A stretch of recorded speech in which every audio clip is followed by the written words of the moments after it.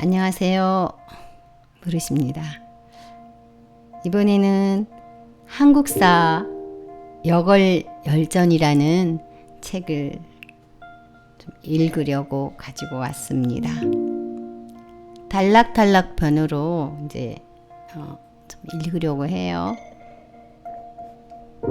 우리 민족사를 울린 불멸의 여인들, 한국사 여걸열전, 황원갑 지음. 책머리를 살펴보면 비상한 여인들의 비상했던 일생. 이 책은 우리나라 여성사를 학술적으로 고찰한 연구서가 아니고 필자는 그 방면의 전문가도 아니다. 다만 수천 년간 남성 중심으로 이어져온 역사 속에서도 남성에 못지않게 눈부신 활력으로 민족사를 빛낸 걸출한 여인들이 있었다는 사실을 되짚어보고 이 여걸들이 파란만장한 일생을 재조명해 보고자 우리 민족사 여성사를 빛낸 여걸 27명의 파란만장했던 삶을 사서의 기록과 사학자들의 연구, 성과를 바탕으로 하고 필자의 작가적 상상력을 일부 보태어 한 권으로 엮은 것이다. 이 중에 가장 먼저 나온 웅녀를 읽어보도록 하겠습니다. 웅족이 살던 곳은 그들이 이 세상에서 해가 가장 먼저 뜨는 곳이라고 여기던 태백산 기슭이었다. 그 산의 다른 기슭에는 호족이 살고 있었고 웅족은 곰을 자기네 종족의 수호신으로 섬기고 호족은 범을 자기네 종족의 수호신으로 섬기고 있었다. 그들은 같은 산 언저리를 삼터로 삼고 동굴에 살거나 엄집을 짓고 살았다. 두 종족은 모두 정성껏 갈아 만든 돌이나 짐승 뿔이나 생선뼈 따위를 무기와 도구로 사용하고 있었으며 추울 때는 짐승의 털을 기워 만든 옷을 입고 더울 때는 나뭇잎이나 풀잎 따위로 대충 가리고 살았다. 두 거울에서는 해마다 수학기나 또는 무슨 사건이 벌어지면 가장 높은 신성한 나무 아래 모여 조상신이며 수호신인 웅신과 호신에게 제사를 올렸는데 그때 웅족의 제사장은 곰 가죽을 둘러쓰고 호족의 제사장은 범 가죽을 둘러쓰고 제사를 주관했다. 웅녀는 이 웅족의 시족장 겸 제사장의 딸이었다.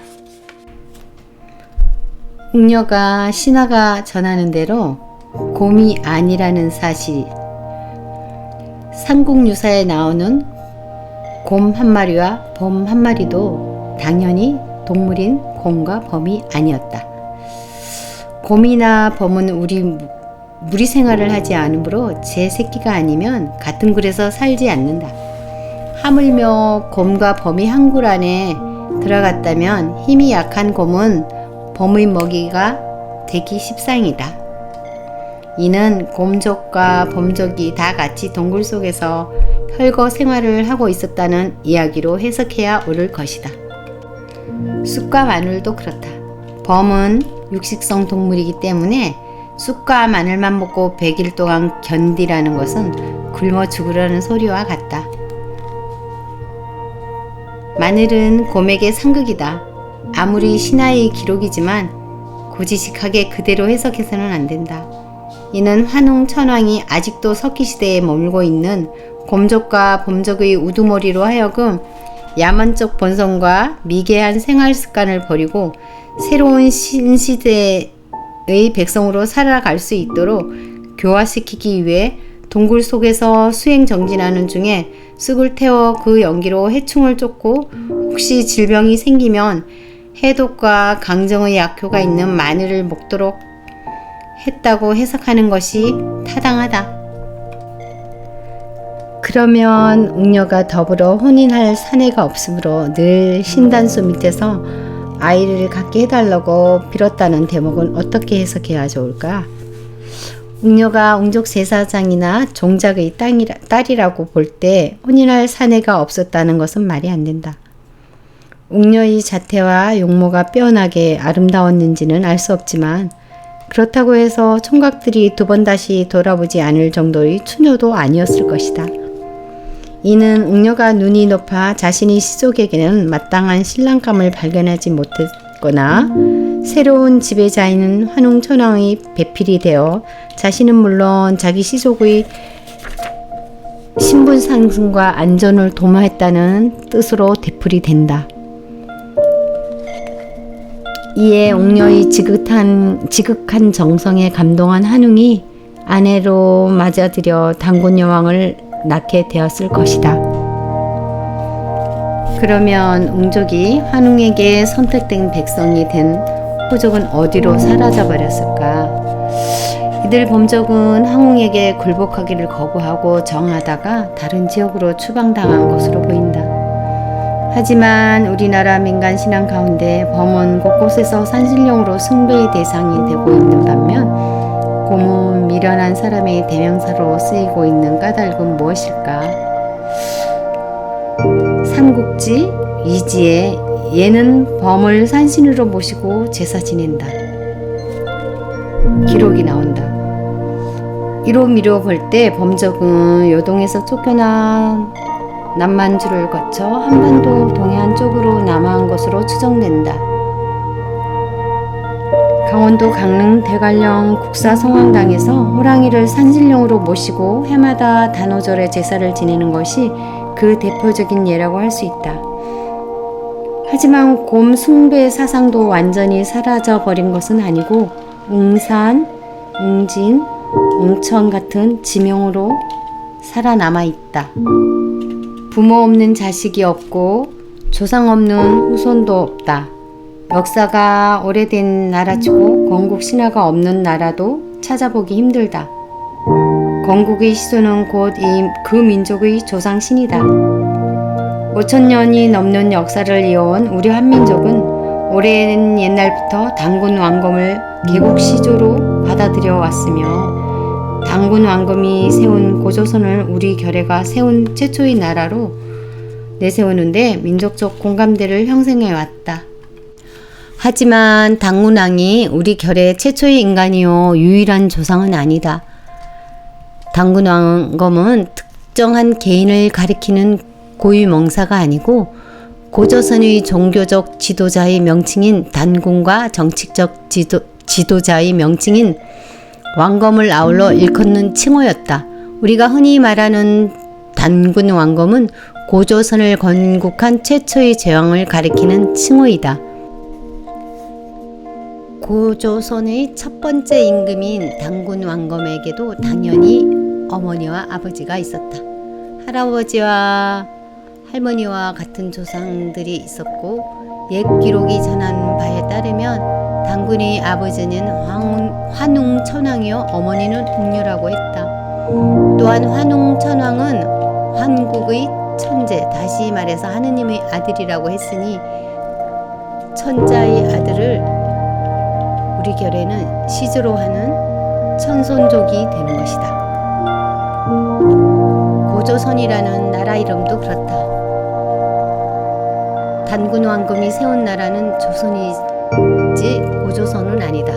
고조선이라고 부르는 것은 나중의 기자 조선이니 이만조선이니 또 훨씬 후대의 조선 왕조와 구분하기 위해 앞에 옛 고자를 붙인 것이다. 고려시대의 복학국사 이련이 지은 삼국유사 제1권 제2 기편상의 고조선 조는 단군의 어머니는 웅녀 곧 여자가 된 암곰이라는 신화를 전해주고 있다. 한인의 아들 환웅이 하늘에서 내려왔다는 이야기는 하느님 또는 태양을 조산신, 수호신으로 섬기는 시족이 유랑 생활을 마감하고 알맞은 지역을 선택하여 정착 단계에 들어섰다는 사실을 뜻하는 것으로 보인다. 환웅이 신단수 아래 지상으로 내려올 때 기후와 관련이 깊은 풍백, 운산, 우사를 거느리고 지었다는 이야기나 가장 먼저 곡식을 관장했다는 이야기는 농사와 목축을 중심으로 정착하여 마을 사회를 이루어 떠돌이 생활을 정산했다는 의미로 해석된다. 또한 물이 삼천을 이끌고 왔다는 대목도 중요하다. 석기시대나 채 끝나지 않은 약 5천년 전에 청동기를 사용하는 종족의 인구가 3천명에 이르렀다면 매우 강력한, 어쩌면 당시 동아시아에서는 가장 강력한 세력이었을 것이다. 하느님의 아들을 자칭하는 환웅이 우두머리로서 해를 수호신으로 숭배하는 이 종족의 이름은 환족 또는 단족이라고 불러도 좋을 것이다.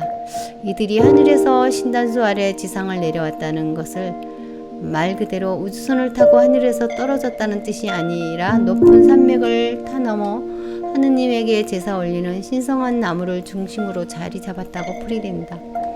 그러면 환웅 천왕이 곰족과 봄족 등 먼저 자리 잡고 있던 원주민 시족들을 제압한 신신은 어디를 가리키는 것일까? 신신은 나중 당군 왕검이 고조선을 건국한 첫 도읍지 평양성이다. 이 문제에 대한 해답은 학자들마다 현재의 북한 평양, 요동의 평양 등의 주장으로 달라 아직까지 이렇다 할 정답이 없다. 웅녀는 고조선을 건국한 당군 왕검의 어머니였고 따라서 우리 민족사회의 지평을 열어준 위대한 여성이었음에도 불구하고 어찌하여 그동안 웅녀의 존재는 당군 신화를 구성하는 조연의 한 사람에 불과했을 뿐 5천년 동안이나 무시당해 오시다시피 했을까? 그 이유는 알고 보면 단순하다. 사내들이 물이 우두머리 자리를 차지하고 사내들 중심으로 역사가 이어져 왔기 때문이다. 고조선이라는 고대 국가의 출현과 더불어 목의 사회가 북의 사회로 전환됨에 따라 여자는 더 이상 가족의 중심도 시족의 우두머리도 아니었던 것이다. 웅녀가 언제 어디에서 태어났으며 어떻게 살다가 환웅을 만나 당군을 낳았는지 아무도 그 과정을 알 수는 없다. 인류가 본격적으로 전쟁을 시작한 것은 농경 시대로 접어든 다음 청동기 시대부터였다. 그 이전에는 보다 따뜻하고 편안하고 안전한 곳, 먹을 것이 많고 잠자리가 편한 곳을 찾아 가족이나 시족 단위로 유랑하던 시기였고 시족의 우두머리는 어머니였으니 이것은 곧 목의 사회였다. 그러나 시족이 정착하여 농경 생활을 하면서 여성과 남성의 유상은 뒤바뀌기 시작했다. 지혜와 지식이 늘어남에 따라 도구의 발달이 가속화하였고 그에 비례하여 수량도 점점 증가했다. 물론 흉작으로 식량이 부족한 해가 더 많았을 것이다. 그러나 남는 식량을 지키기 위해 또는 모자라는 식량을 구하기 위해 상대적으로 완력이 강한 남성의 힘이 더욱 필요하게 되었다. 남성들은 자신이 확보한 식량을 지키고 죽기 전에 자신이 직계 존족에게 그것을 물려주기 위해 여자에게 정조를 지킬 것을 요구했다. 부자건 형제건 다른 사내의 자식을 위해 목숨을 걸 필요는 없다고 생각했기 때문이었을 것이다. 이렇게 해서 여성 중심의 목의 사회는 점점 무너져가고 세상은 힘이 센 사내들 중심으로 재편되어 갔다.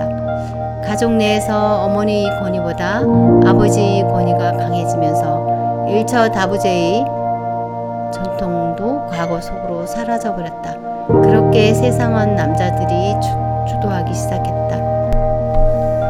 윤내현 박사의 연구에 따르면 고조선 건국 이전 우리나라 구석기 시대는 대체로 1만 년 이전으로 무리사회였으며 이때가 한인시대요. 전기 신석기 시대는 1만 년 전 이후로 마을사회였으며 이때가 환웅시대요. 후기 신석기 시대는 6천년 전 이후로 고울나라 시대로서 이때가 바로 환웅과 웅녀가 만날 무렵이라고 한다. 그리고 이들의 아들인 단군 왕검이 고조선을 건국하여 국가사회 단계로 접어든 것이 청동기 시대로 접어든 5천년에서 4,500년 전이라는 주장이다. 덧붙이고 싶은 말은 우리가 그동안 웅녀에 대해 너무나 무관심했다는 사실이다. 거듭 강조하지만 웅녀는 암꼬미 여자로 둔갑한 것이 아니라 실존했던 조상이 한 분이다. 까마득한 고대에 살았던 우리 모두의 할머니 가운데 한 분이시다. 고조선을 건국한 단군 왕검을 낳은 고조선의 공모요 한민족의 국조모가 아닌가. 그럼에도 불구하고 아직도 단군은 실존 인물이 아니고 단군을 믿는 것은 미신이며 단군상을 세우는 것은 우상 숭배라면서 밤중에 도둑놈들처럼 이 학교 저 학교에 몰래 숨어들어가 톱으로 단군상의 목도 자르는 무지몽매한 후손이 수두룩하니 참으로 딱하기 그지없다. 이렇게 웅녀는 단군왕검을 낳은 한민족의 국조모이며 우리 민족사 최초의 여걸로 태양족이라고 불리는 천송족 웅족과 호족이 만남이 이루어졌습니다. 국조모 웅녀와 국조 단군 왕검은 마땅히 존경받아야 합니다.